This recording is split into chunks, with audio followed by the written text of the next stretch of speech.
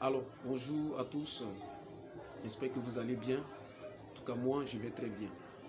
Et donc, aujourd'hui, nous allons parler de quelque chose vraiment qui me tient à cœur.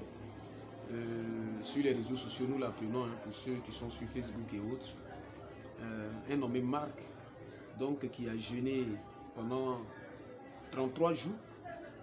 Et son seul désir dans ce jeûne, c'était de pouvoir avoir une Lamborghini. Une Lamborghini. Et ce frère donc a jeûné pendant 33 jours et il a été conduit à l'hôpital parce que son état a été vraiment très critique. Il était dans un état très critique. Et donc j'ai voulu parler sur ce fait pour essayer d'éclairer la lanterne de plusieurs. Alors lorsque nous comprenons cette histoire, on s'est dit qu'il y a quelqu'un qui veut remplacer les activités humaines par la prière. Donc ce que lui en tant qu'homme il peut faire, il préfère que la prière puisse remplacer cela. Il veut une Lamborghini, mais il faudrait qu'il prie et Dieu donc va descendre du ciel pour lui accorder cette voiture. Frère, c'est normal, hein? Vraiment je te soutiens, disons, dans ce malheur que tu vis actuellement parce que tu as été conduit à l'hôpital, tu te sens mal, il y a quoi à toi, c'est ce qu'on dit en Côte d'Ivoire ici.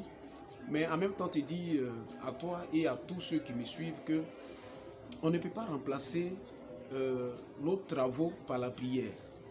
Alors, voyez-vous, lorsque nous lisons la Bible nous présente Dieu comme quelqu'un déjà qui travaille. Au commencement, Dieu créa les cieux et la terre. Dieu déjà travaille depuis le commencement et le travail de Dieu ne s'arrête pas. Car pour Dieu, il faudrait que des hommes qu'il a conçus à son image puissent aller jusque le retrouver dans le royaume des cieux. Et donc ce travail, le Saint-Esprit continue de faire ce travail en nous à chaque instant, jusqu'à ce que nous puissions peut-être mourir, ou bien jusqu'à ce que le Seigneur Jésus revienne, que nous puissions aller au ciel. Alors la prière ne pourra jamais remplacer ce qu'un être humain peut faire. La prière ne pourra jamais remplacer cela. Dans la Bible, on a le cas d'Élie qui, poursuivi ou pourchassé par Jézabel, va donc se retrouver dans un endroit désert, dans une caverne, où Dieu donc va envoyer des anges pour le nourrir. Alors lorsque nous lisons cette histoire, nous comprenons d'abord que c'est une personne qui est poursuivie et il arrive dans un territoire où il n'a ni préparé, où il n'a ni semé, donc il ne peut pas récolter. Et donc, étant un serviteur de Dieu, il était bien pour Dieu de lui venir en aide et de lui apporter quelque chose à manger pour qu'il soit fortifié afin de reprendre le combat. C'est différent de toi, ton cas. Toi, tu pries pour que Dieu puisse t'accorder quelque chose. Et pourquoi le pries-tu? On ne sait pas. La Bible dit que vous priez parce que vous ne recevez pas. Vous priez et vous ne recevez pas, pardon, parce que vous priez mal, dans le but de satisfaire vos pulsions, vos désirs charnels. Et donc, de telles prières ne pourront jamais trouver d'accomplissement. Parce que Dieu ne trouve pas sa gloire, en fait. Je prie parce que je veux que la nourriture que j'ai déposée sur la table puisse venir dans ma bouche. Dieu ne va jamais exécuter ces prières-là. Dieu attend de nous que nous puissions mieux orienter nos prières sur d'autres choses plus importantes. La prière, d'ailleurs, n'est pas une formule magique.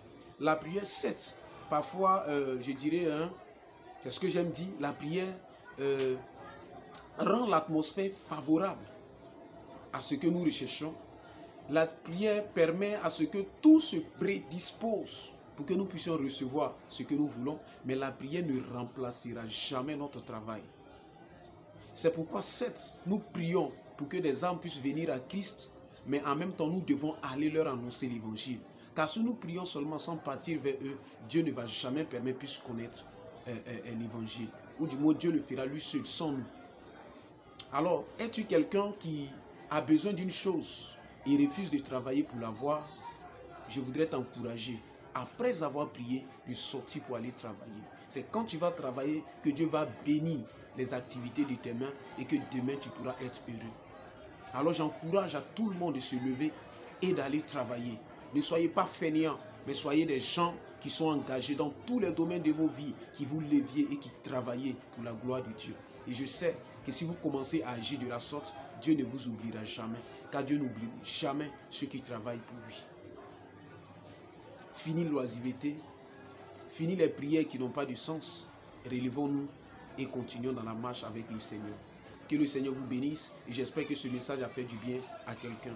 On est ensemble. Que Dieu vous bénisse. Allez.